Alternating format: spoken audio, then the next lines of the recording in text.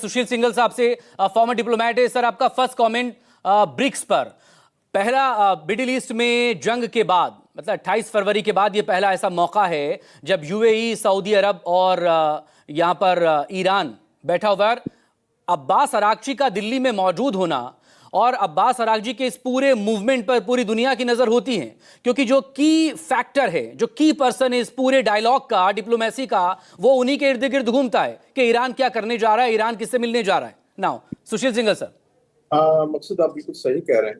कि ये BRICS summit जो हो रही है, ब्रिक्स समिट तो नहीं कहूंगा, ब्रिक्स मीटिंग हो रही है फॉरेन मिनिस्टर की। ये एक पहला मौका है जहां पर सऊदी अरब के फॉरेन मिनिस्टर, यूएई के फॉरेन मिनिस्टर और ईरान के फॉरेन मिनिस्टर एक ही मंच पर हैं। और जैसा कि अभी संजीव ने बताया कि ईरान के फॉरेन मिनिस्टर ने अपना स्टेटमेंट दिया है और उसमें उन्होंने वेस्ट अपनी जो उनके साथ हुआ है उसके विषय में उन्होंने सारी बातचीत की है। और हमें ये याद रखना पड़ेगा कि ब्रिक्स किस लिए बना था। ब्रिक्स एक इकोनॉमिक ऑर्गेनाइजेशन है, डेवलपमेंट एजेंडा है उसका, लेकिन क्योंकि जो हालात हैं, जिस हालात में ये मीटिंग हो रही है, तो वेस्ट एशिया की जो सिचुएशन है वो डोमिनेट इस सारे डिस्कशन को कर रही है। सबकी निगाहें भी इसी पे लगी हुई है और इसके लिए मैं कहूंगा स्टेज जो सेट हो गई थी कि जो डिप्टी फॉरेन मिनिस्टर है ईरान के, उन्होंने जो कल बयान दिया उसमें उन्होंने ईरान का रुख बहुत साफ कर दिया कि ईरान ब्रिक्स में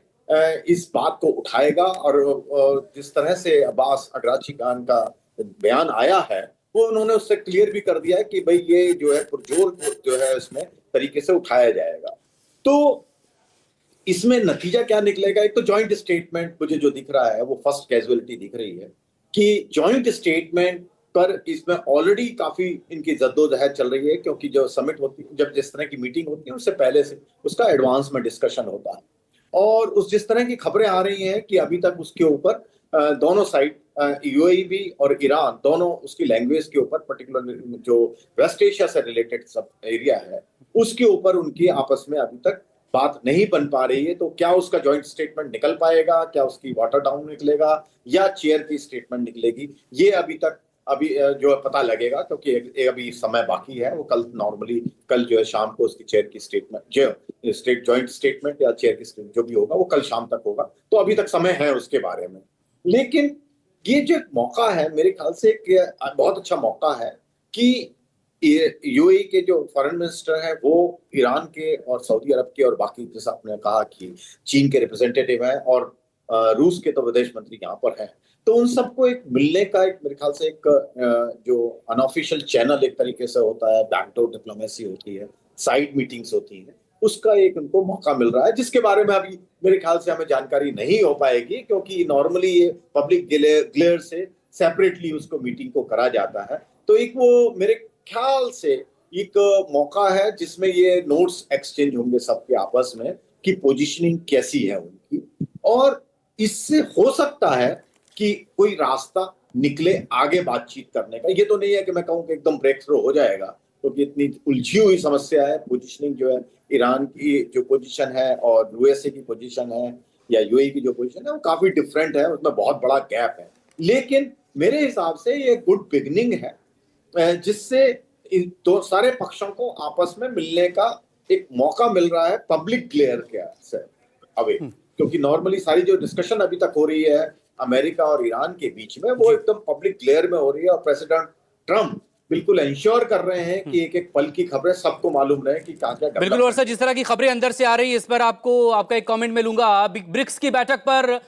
में यूएस और इजराइल पर अब्बास अरागची जमकर बरसे। ईरान के विदेश मंत्री अंतर्राष्ट्रीय कानून के उल्लंघन की कड़ी निंदा उन्होंने की और ब्रिक्स के जो मेंबर देश हैं उससे अपील भी उनकी तरफ से की गई कि वो भी इस तरह के हमले की भर्त्सना करें। Now please complete Sushil sir. इसमें जो अभी जो बातचीत हो रही है, अभी अपने जैसे कहा कि अभी 2 सेशन और बाकी है, तो अभी मेरे ख्याल से डिस्कशन होगा। लेकिन इसका जो एजेंडा है, मेन एजेंडा है, जैसा कि मैंने कहा कि खाली वेस्ट एशिया ही नहीं है, इसमें इन्होंने बातचीत, इनका जो एजेंडा है तो रिफॉर्म्स है ग्लोबल इंस्टीट्यूशन का, क्योंकि वो बहुत बड़ा समस्या है हमारे लिए कि ग्लोबल साउथ के कोई वॉइस नहीं है जो भी ग्लोबल इंस्टीट्यूशन है, क्योंकि जब वो बने थे वो, और अब जो स्थिति है उसमें मेंबर्स जो है 50 से 200 देश के करीब मेंबर हो गए हैं, लेकिन जो उनका स्ट्रक्चर है वो वही है। भारत हमेशा इस बात का हामी रहा है और ब्रिक्स में भी ये बराबर आवाज उठाई गई है कि इसका ये स्ट्रक्चर चेंज होना चाहिए, तो उसके विषय में बातचीत होगी। एंड भारत ने जो अब इसका जो से थीम दी है ब्रिक्स की, building for resilience, innovation, cooperation and sustainability, जो ये थीम के बारे में मेरे ख्याल से बातचीत होगी कि किस तरह से हम ये डेवलपमेंटल जो एजेंडा है उसको हम कैसे बढ़ाया जाए, उसमें कैसे आपस में इकोनॉमिक कोऑपरेशन बढ़ाया जाए, और जो ब्रिक्स, क्योंकि जैसा कि 40% से ऊपर जीडीपी एंड जो को रिप्रेजेंट करता है, जी और उसको हम कैसे एक दूसरे में ये जो आपस में हमारा ट्रेड है उसको किस तरह से बढ़ाया जाए, वो एक एजेंडा इसमें बातचीत होगी मेरे ख्याल से। क्योंकि उसके अभी उस पर फोकस नहीं हो पा रहा है, क्योंकि डिस्कशन जैसा कि मैंने कहा बात, लेकिन ये बहुत बड़ा मुद्दा है। और जो करेंसी का यूज कि ब्रिक्स कंट्रीज की करेंसी को आपस में ट्रेड करना, यूज करना ट्रेड में, उसके विषय में बातचीत होगी। भारत ऑफ कोर्स हमेशा अपनी पोजीशन क्लियर की हुई है कि हम इंटरेस्टेड नहीं है डी-डॉलराइजेशन के लिए, लेकिन आपस की जो हमारा ट्रेड है उसमें हम अपनी करेंसीज को यूज करना चाहते हैं, और भारत हमेशा करता भी रहा है। यूएई के साथ भी हम कर रहे हैं इसका, रशिया के साथ भी कर रहे हैं, और इसको एनकरेज करा जा रहा है। एआई के बारे में मेरे ख्याल से बातचीत होगी, क्योंकि अल्टीमेटली जो है समिट के लिए तैयारी के लिए समिट ये मीटिंग हो रही है, तो ये एजेंडा जो हमारा है उस पर भी इनकी बातचीत होगी, जो कि अभी उसमें नहीं आ रहा है फोकस में, क्योंकि